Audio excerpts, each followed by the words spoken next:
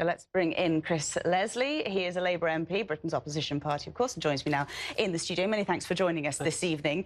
This leaked dossier, it suggests that there's nothing good can come from Brexit, that all forms of Brexit, whether it's hard, soft, whatever it might be, is going to hurt the economy. What's the opposition view, though? Can anything good come from Brexit? Well, look, I mean, I think that the difficulty is when you're already in the finest, most open, frictionless free trade area of anywhere in the world, the European Union, then what you're talking about is detaching yourself from that. So things can only get more inferior. They will get worse. And of course, even if you get a really comprehensive free trade deal, you're still going to be minus 5% of GDP over that 15-year period. So this is about real lives, real livelihoods, jobs.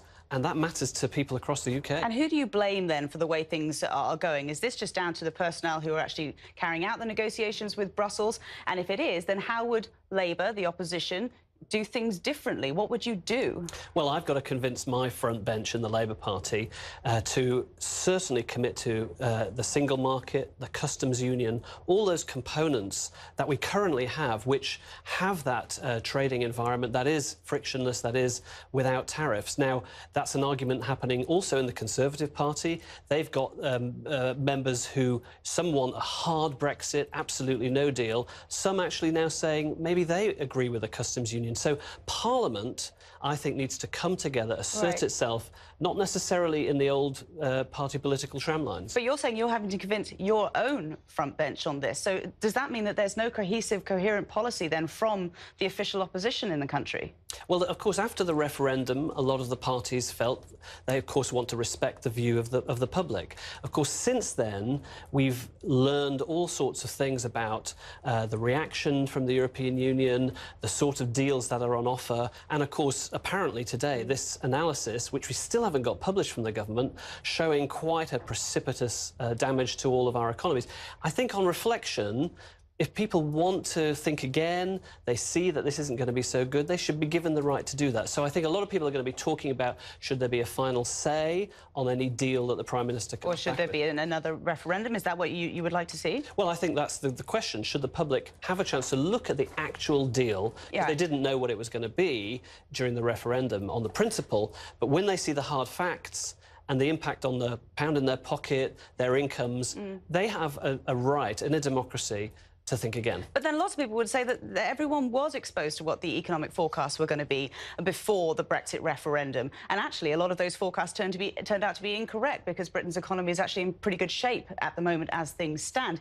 If the majority of people in this country who voted for Brexit were actually voting nothing to do with economic lines, it was all about immigration, perhaps, or sovereignty or something like that, then by putting the question to them again, is that not just undermining them and overruling them and effectively saying, well, vote for me, vote for the Labour Party, but we'll give you a Brexit that you never really wanted? Well, I think that when the facts change or when new evidence emerges, the public have a right to pass a verdict on that. Just because you have one general election doesn't mean that in perpetuity you have the same government forever. You have a period of time where people can reflect and change governments. And similarly, this isn't a course that's set in stone. The Article 50 notification can be revoked or extended.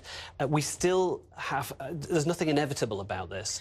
And I think it's time, really, for business, for others, to start to say, look, these are serious, serious issues. We don't necessarily have to go down the course that Theresa May herself has set. Well, she has said that she wants a deep and a special partnership with the EU going forward. Is that something that is possible, is even desirable now, given the way that Brussels has been handling negotiations so far? Yeah, well, it's a bit motherhood and apple pie. Deep and special partnership, what does that mean?